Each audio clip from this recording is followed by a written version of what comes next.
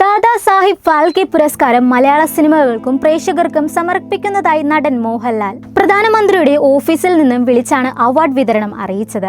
സ്വപ്നത്തിൽ പോലും ഇല്ലാത്ത കാര്യമായിരുന്നു. ഇന്ത്യൻ സിനിമയ്ക്കുള്ള അവാർഡാണിത്. ഈശ്വരനോട് നന്ദി പറയുന്നു.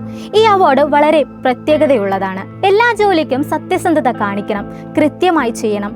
അതിനായി സഹായിച്ച പല ആളുകളുമുണ്ട്. അവരുമായി ഈ അവാർഡ് ഞാൻ പങ്കുവെക്കുന്നു. പ്രത്യേക റോളുകൾ ആഗ്രഹിക്കുന്നില്ല. നല്ല സിനിമകൾ ചെയ്യണം, നല്ല ആളുകളുമായി സഹകരിക്കണം. നല്ല റോളുകൾ കിട്ടുന്നത് ഭാഗ്യമാണ്. എന്നെ സംബന്ധിച്ച് അത്തരം ഭാഗ്യമുണ്ട്. വലിയ നടന്മാരുമായി അഭിനയിക്കാൻ കഴിഞ്ഞു. അവരുടെ എല്ലാം അനുഗ്രഹം ഈ അവാർഡിന് പിന്നിലുണ്ട്. സിനിമാ രംഗത്തെ വലിയ അവാർഡാണിത്. എന്റെ 48 വർഷത്തെ സിനിമാ ജീവിതത്തിൽ ലഭിച്ച വലിയ അവാർഡ്. ജൂറിക്കും കേന്ദ്ര സർക്കാരിനും എന്നെ ഞാനാക്കിയ മലയാള സിനിമക്കും നന്ദി. മഹാരഥന്മാർ സഞ്ചരിച്ച വഴിയിലൂടെയാണ് ഞാൻ സഞ്ചരിക്കുന്നത്. മഹാരഥന്മാരാണ് ഇതിനു മുമ്പ് അവാർഡ് ലഭിച്ചത്. ഈ അവാർഡ് മലയാള സിനിമയ്ക്ക് സമർപ്പിക്കുന്നു. 48 വർഷമായി സിനിമയിൽ എന്നോട് സഹകരിച്ച പലരും ഇന്നില്ല. സിനിമാ രംഗത്തെ എല്ലാ ഡിപ്പാർട്ട്മെന്റുകളും ചേർന്നാണ് മോഹൻലാൽ ഉണ്ടായത്. എല്ലാവർക്കും നന്ദി പറയുന്നു.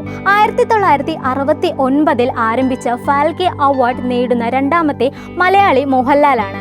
നടൻ, സംവിധായകൻ, നിർമ്മാതാവ് എന്നീ നിലകളിൽ രാജ്യത്തെ സിനിമാ രംഗത്തിന് നൽകിയ സംഭാവനകൾ പരിഗണിച്ചാണ് 2023 ഫാൽക്കെ പുരസ്കാരം. പ്രശസ്ത സംവിധായകൻ അടൂർ ഗോപാലകൃഷ്ണന് ഇതിനു മുമ്പ് ഫാൽക്കെ പുരസ്കാരം ലഭിച്ചത്.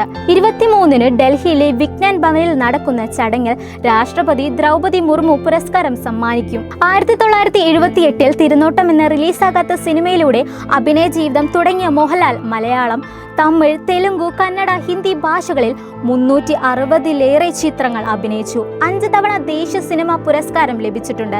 2001 പത്മശ്രീയും 2019 പത്മഭൂഷണും ലഭിച്ചു.